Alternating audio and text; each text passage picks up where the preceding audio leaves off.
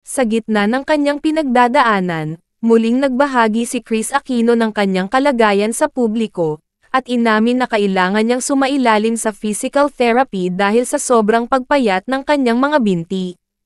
Ayon sa aktres at TV host, bumaba na ang kanyang timbang sa 87 pounds, na naging dahilan kung bakit kailangan niyang gumamit ng walker para masuportahan ang kanyang katawan habang siya ay nagpapagaling. Sa isang post sa social media, ipinakita ni Kris ang kanyang sitwasyon, kung saan makikita siya na nakatayo habang mahigpit na nakahawak sa kanyang walker. Ibinahagi rin niya na kinakailangan niyang dumaan sa isang serye ng physical therapy sessions upang muling palakasin ang kanyang mga binti na labis nang nanghihina dahil sa pagbaba ng kanyang timbang. Ayon sa kanya, hindi ito simpleng proseso, at kinakailangan ng tiyaga at determinasyon upang maibalik ang lakas ng kanyang katawan. Ang kanyang matalik na kaibigan at writer-editor na si Dindo Balares ay nagbahagi ng ilan pang mga detalye ukol sa kalagayan ni Kris.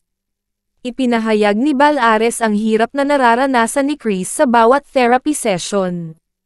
Nakadalasang may kasamang matinding sakit. Maraming pagkakataon na iniiyak na lang ni Kris ang sobrang sakit na nararanasan, ani Balares.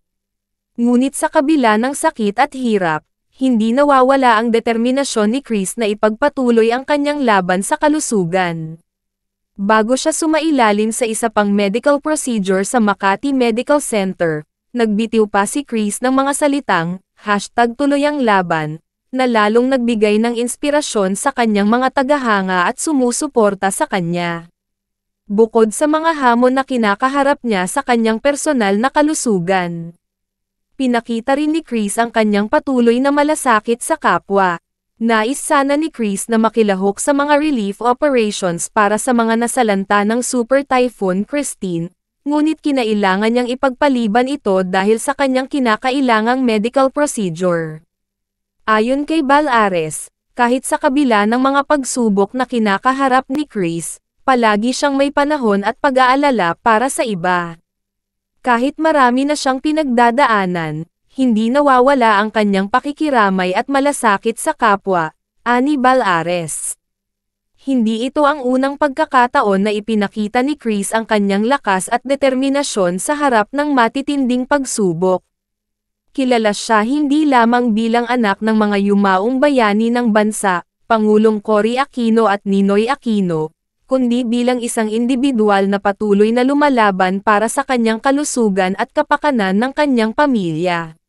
Ang kanyang kapatid na si dating Pangulong Noynoy Aquino ay pumanaw noong 2021, at simula noon, patuloy na dumaranas ng mga pagsubok si Kris, partikular sa kanyang kalusugan. Sa kabila ng lahat ng ito, nananatili siyang matatag at inspirasyon sa marami.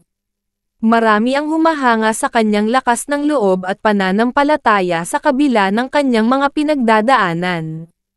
Ang bawat hakbang niya patungo sa pagbangon ay nagiging simbolo ng kanyang di matitinag na determinasyon na labanan ang sakit at muling makabalik sa isang mas malusog na pamumuhay. Patuloy na sinusubaybayan ng publiko ang kanyang kalagayan, at sa bawat update na ibinabahagi ni Kris, makikita ang kanyang pagtanggap at pagtitiwala sa proseso ng kanyang paggaling. Sa gitna ng mga pagsubok, ipinapakita niya na ang laban sa buhay at kalusugan ay hindi natatapos hanggat may lakas na ipagpatuloy ito.